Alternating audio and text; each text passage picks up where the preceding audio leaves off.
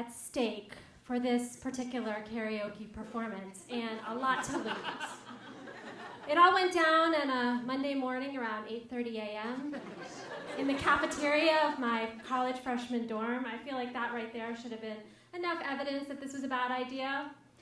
They had set up karaoke that day for a fundraiser, so for a good cause, it seemed very, very important that I should sing. Don't remember the cause. I couldn't get any of my friends to join me. I don't know why. I mean, karaoke before 9 a.m.? They were too cool. For the first time in my life, I was part of the popular crowd, and now I was going to dazzle them. It was my turn next when it suddenly hit me that the mounting pile of evidence that this was going to be not dazzling, the opposite. The evidence. First, I had told all my new friends that I was a great singer. That wasn't true. I wanted it to be true. I had been a pretty good, decent singer once in elementary school. I always got a solo in the school play, but puberty destroyed my singing career. My voice changed, which actually happens to girls too. We don't get a Brady Bunch episode. There was a break in my voice, and to sing high notes, I had to come at them from a different way, which felt more like squeaking than singing. So I bombed my first audition, and I just quit. Totally. I developed severe performance anxiety. Whenever I saw people singing on stage, I hated them. Coincidentally, they were bad people. The only singing I could ever do was by myself in the car with a radio. For some reason, I still sounded really good there. Which brings me to the next piece of evidence this was a bad idea, because singing along in the car is not the same as karaoke. But I didn't know that, because I had never done karaoke before, or even seen it. I had only dreamt about it. With karaoke, I realized, you have to nail that first note all by yourself and carry the song. I was unprepared. Finally, the last piece of damaging evidence, song choice. In the grips of a kind of karaoke haze, I selected to sing Desperado by the Eagles. Just a really beautiful, moving, classic rock song. I always had a special connection with that song. I didn't know what a desperado was. I wasn't ever really a lyrics person, but it sounded very sad and desperate and exotic, and it was kind of my closing number in the car. So I picked it for these personal artistic reasons. I was singing for a room of hungover college kids. Everyone before me had wisely selected fun, upbeat numbers and sang them really well. They were all bad people. Well, at least I know Desperado really well. At least it sits comfortably in my middle boyish range. But then I get to my turn, and the music starts, and the screen says Desperado in the style of Linda Ronstadt. I didn't know she had a version.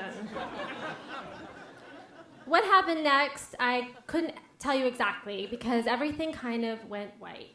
And I entered this dream world where I was singing really beautifully for a very special audience of people, like Barbra Streisand, Meryl Streep, whoever gives out the MacArthur Genius Award, that type. They were all so moved. I was mostly able to block it all out, which is a very useful skill, except for this one part. I couldn't pretend it didn't happen.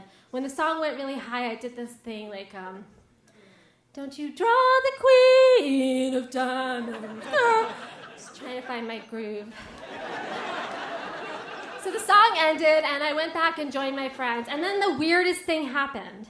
Nobody said anything about it. Nobody lied and said, good job. Nobody was like, oops, to cut the tension.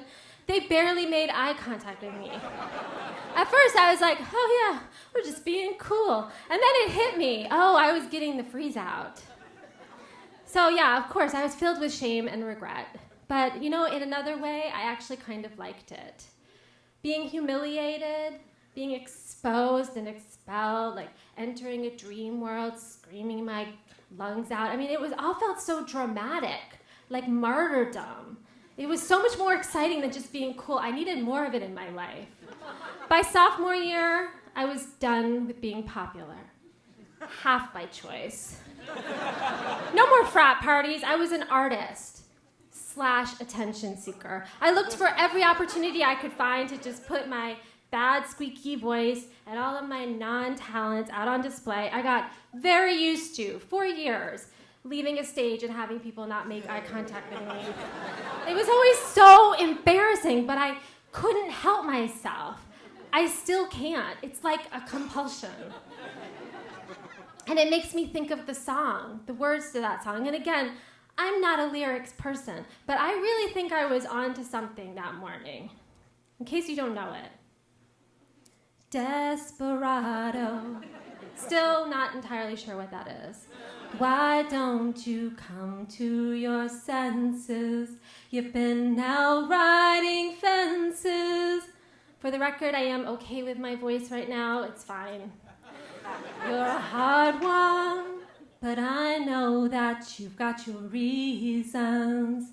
These things that are pleasing you, like karaoke, will hurt you somehow. Don't you draw? No. I'm just saying, like, it's weird. Well, thank you. Finally. No, I just think it's weird because it's as if I was confessing to everyone through the lyrics of Don Henley and I guess Glenn Frey that, what drives me to self-sabotage all the time. It's clearly right there in the song. Unknown reasons. Thank you.